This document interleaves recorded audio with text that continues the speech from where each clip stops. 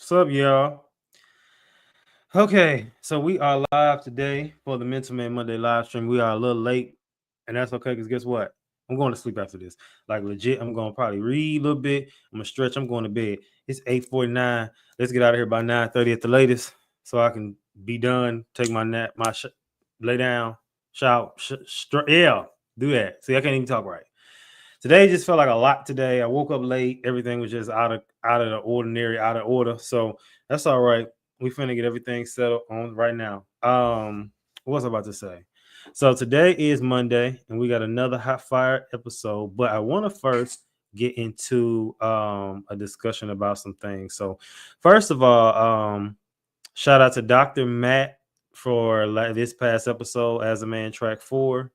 You feel too much. What I will say about this episode was I enjoyed the fact that first of all, this episode, which I think I had said was recorded um a week after my season 8 finale. So once that season 8 episode dropped, the final episode dropped. So the once we closed out the season, I literally recorded that episode a week later.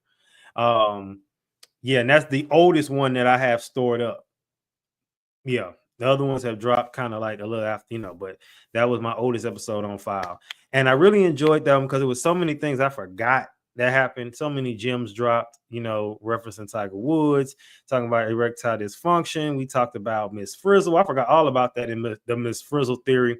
So for those who don't know what that theory is, the theory was that, well, in the episode was that the kids were gifted or like not gifted but autistic, and so that was one of the theories that the kids was autistic and that she was they like small group teacher, and that's why they took them. She did all those like hands-on field trips and things with the kids because they didn't learn like everybody else. That was the one of the like little rumors, but it's a lot of theories from these the TV shows. I know Rugrats had one and a few other ones that they did. I looked at something that said 321, which is the confirmation I'm on the right path of what I'm doing in this month. The 321. And I'll go more in depth probably on a live stream soon because I might record another episode this month. I actually don't know. I still got dummy episodes on file. And actually, the episode that drops this week, I recorded last week. So I'll speak more on that at the end. But ultimately, I really enjoyed this episode. Dr. Matt was great. He is, a lot of us are neurodivergent, don't realize. Like I said, I'm not diagnosing myself. I'm not Amanda Seals. So I don't want to say I am, and that ain't the case. But, Dr. Matt, who is neurodivergent as well as works with those, he basically tried to say that I was, or hinted that I was. And I wouldn't be surprised.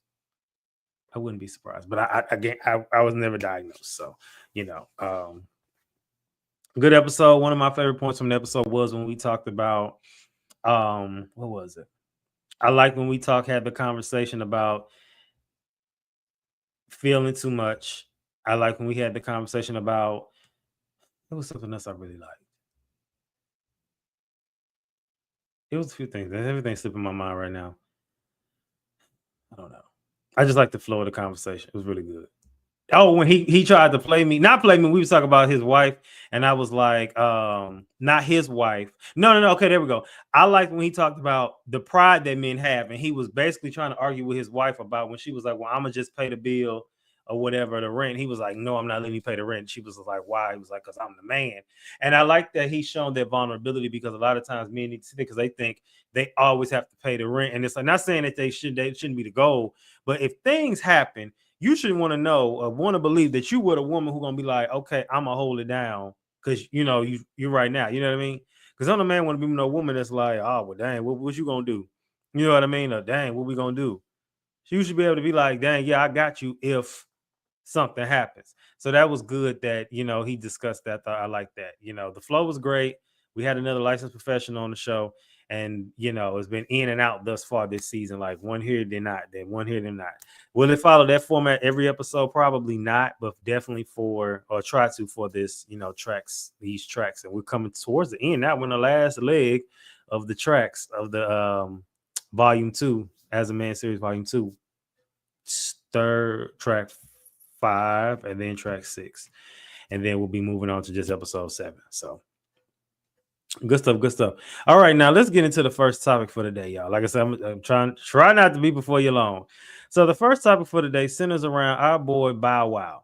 So now Bow Wow was on Club Shay Shay, and he responds to Orlando Brown's claims that the two are in a relationship. Now, people keep saying that Orlando Brown is playing everybody. You know, the Danza Project claim he was on drugs. I don't know. I know he's been on the drugs before. That's a for sure. We know he was. But let's get into what he had to say. This is a compliments of the Shade Room. So let me share my screen and let's get it going. See what pop up. And we're gonna give our takes on it.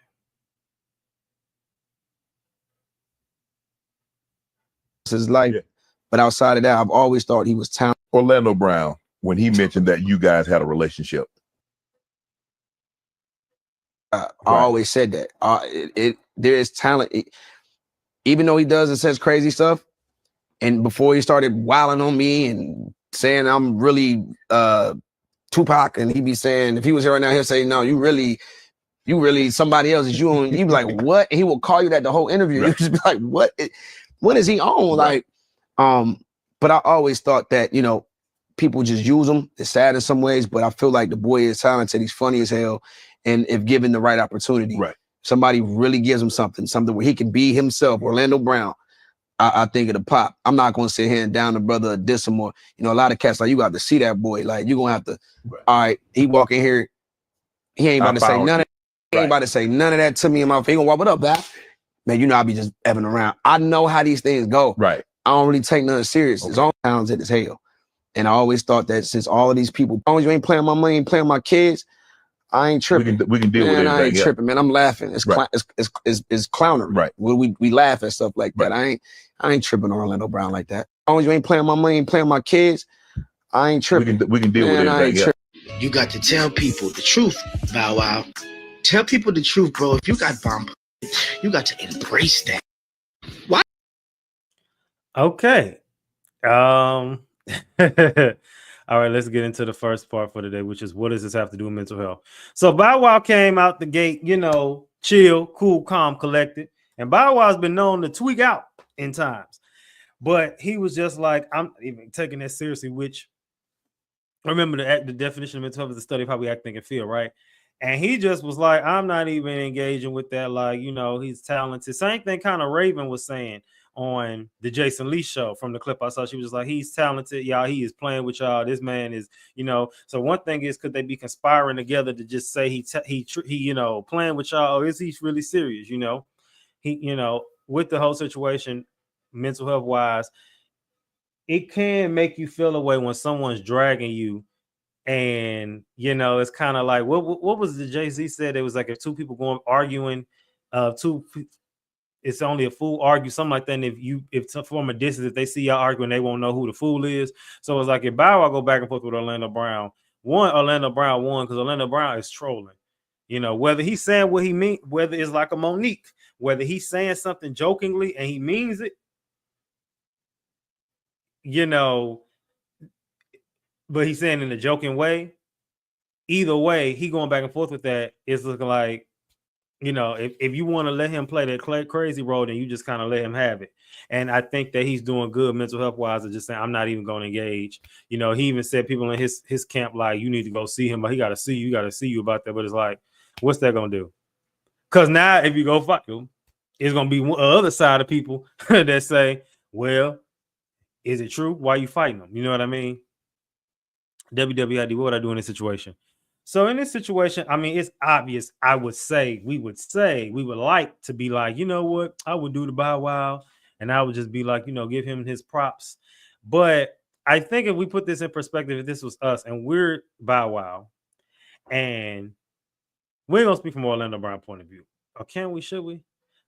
Well, we just don't speak from Bow Wow for right now. If you was Bow Wow in this situation and somebody was out here blasting you, saying all types of crazy stuff jokingly, and it was just like the most evil, defamatory kind of stuff, you like, did they just say that? I can't believe they said it. And it's like they going viral for saying it about you, whatever.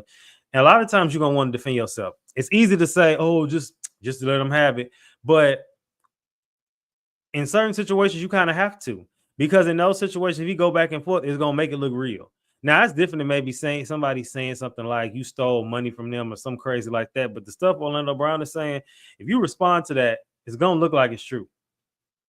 So I think Bow Wow did right. So in this situation, what would I do? I would probably pull the Bow Wow. I've gotten good at letting people have it these days. It wasn't always like that, but I'm good. I've gotten better when I go say I'm the best or whatever. WWJD, what would Jesus do? Ethically, morally correct thing to do. So would Jesus have responded to Bow Wow, to Orlando Brown? Would Jesus would have responded to Orlando Brown saying what he said about Bow Wow? Ethically and morally correct? I don't think so. I don't think so. There are certain things you will respond to, and certain things again you won't. And I don't think Jesus would have responded to that. I don't think he would have. I think he would have probably, you know what he would have did? Excuse me. See, I'm tired. He probably would have told him what was it when they told it was in the Bible, when they tell the fool to be quiet, they shut up or not, silence that foul spirit that was like that tormented spirit, maybe something like that, maybe. But I don't even think he would have did if that was online. I think maybe it was in person. But as he said, Bow Wow said, Orlando Brown wasn't gonna say that in person. So there's that too. WSMD, what should men do in this situation?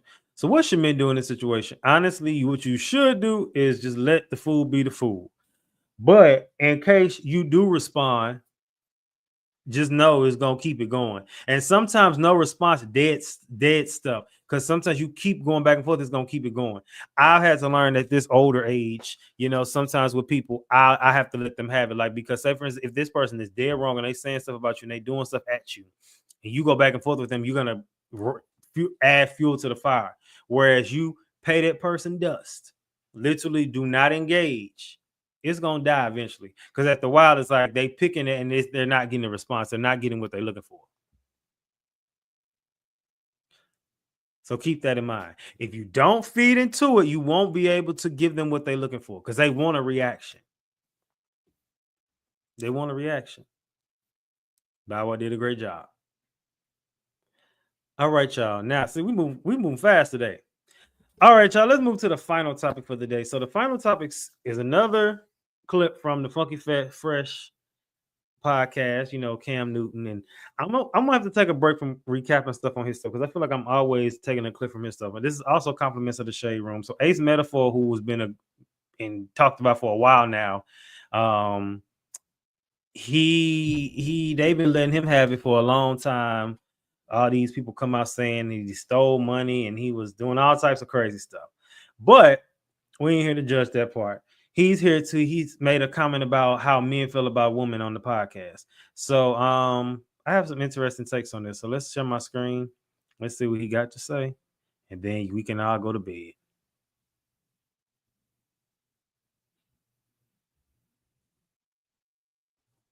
Hold on. Let's refresh the page. For real. They don't.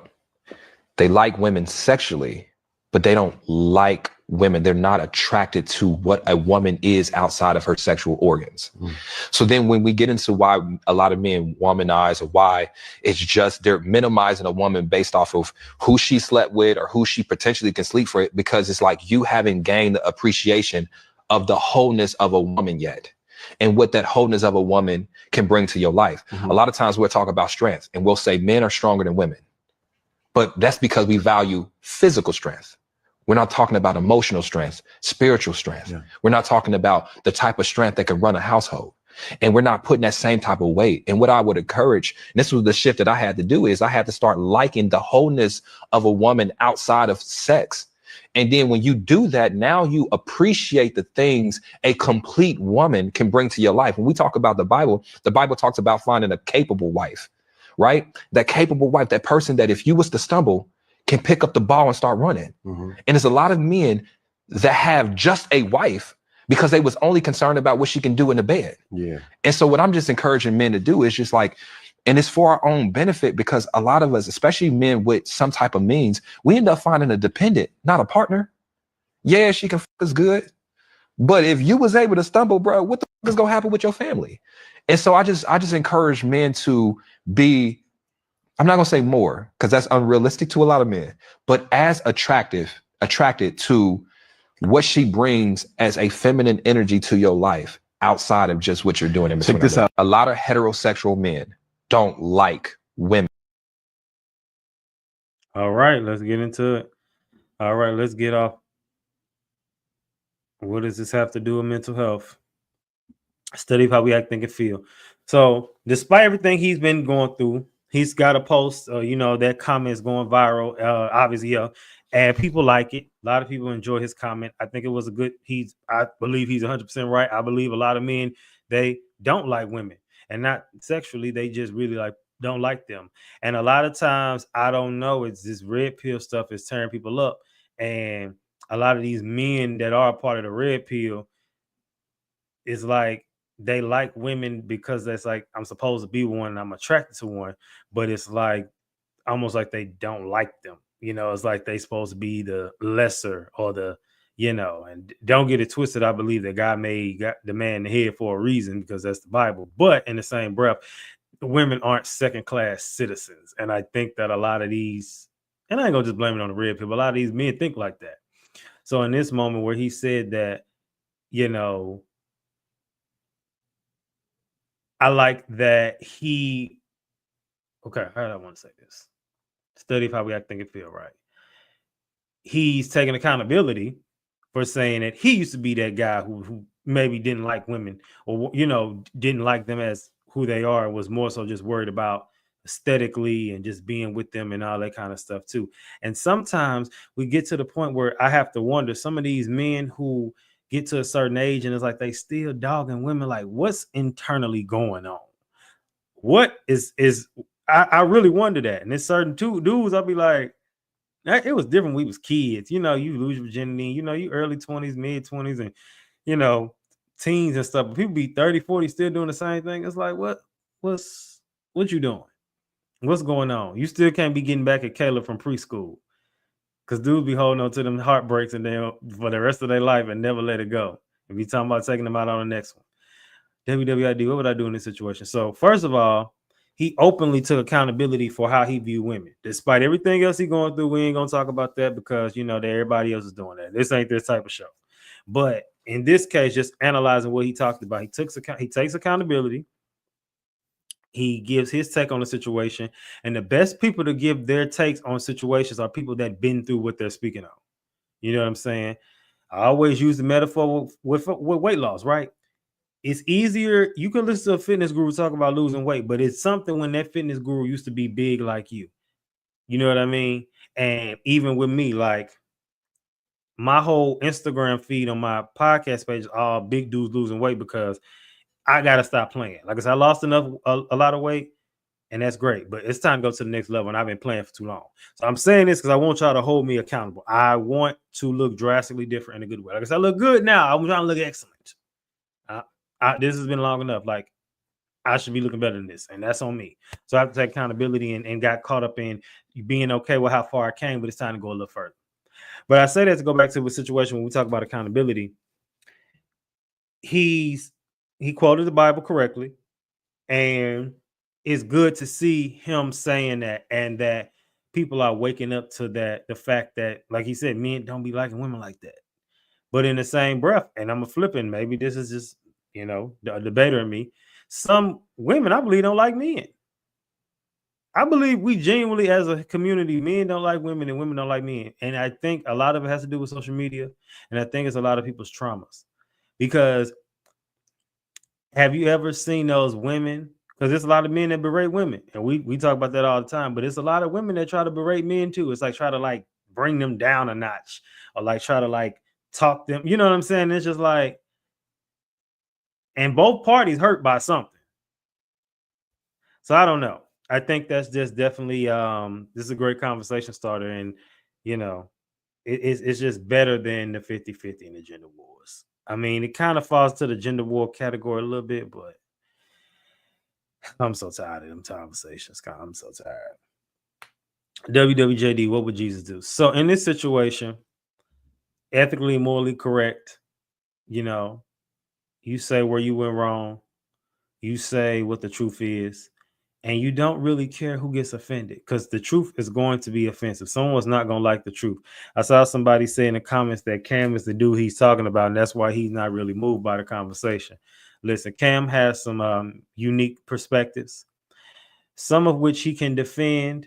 Some I've seen he can't really defend very well, but with the right person. But, you know, one thing I can say about a lot of these men is a lot of them struggle with hard-heartedness, and they struggle with a lot of pride. And it's like, it got to be like this. And it's the root of it. Obviously, you could be technical and say it's demonic, and it is. But a lot of it is just, it's root. I think after that, it's trauma. And it's just like, I don't know. What can we do to get past that?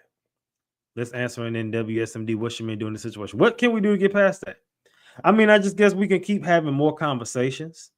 We can keep, holding our brothers accountable. We can keep, providing the resources. Some people got to grow up, and some people are gonna have them experiences where they come back and they be like, "Dang, I see what you mean now. Dang, I was wrong here." And some people never gonna think they're wrong. Some people might not happen until later in life. But I think all you can do is plant the seed at the appointed time, at the right time, give your take on the situation in a way that they can receive it. Maybe they still may not, but they may appreciate the way you did it, even if they don't tell you. So keep that in mind. Keep that in mind. All right, y'all. This week's episode coming up will be track 5, talking about some As a Man You've Been Programmed. It features my boy, Eni, right? And like I said, it was a quick turnaround with this one because, like I said, last week's episode was recorded in January. And then this Thursday's episode, a week apart, was recorded last week. So it's funny how 4 months apart, but the episode recordings are 4 months apart, but they still kind of tell a cohesive story. And this episode, we're talking about a lot of things. We'll be talking about going to see sinners as a Christian and as a believer. We are talking about culture. We're talking about how we as people will pick being Black and culture over what God told us to do. It's like we're Black first, then we're children of God, or, and it's like a lot of times we put our culture ahead of our beliefs. We seen it in the Bible, and we saw it brought them to utter ruin in more ways than one, Old and New Testament. We talk about quite a few things this week. This episode is like an hour and 20 minutes, so it's pretty long. But it was a good one. I really enjoyed it, and it's a lot of gems dropped, but it's also a healthy disagreement towards the end. You got to wait to see that one. Legalism is a real thing. Yeah. Well, that's all I got for y'all. It's not. Oh, I said 9:30. It's 9:12. All right, y'all. So I told you I wasn't gonna keep y'all long. I will see y'all again soon. Next Monday, obviously, but obviously this Thursday for the podcast. So make sure y'all tune in. Good times, good time. Let's keep the good times rolling. PSA signing out. Always remember, keep your head up like your neck hurt. Remember who you are. Make your mind up. Don't let it make you. And remember, as always, I love us for real.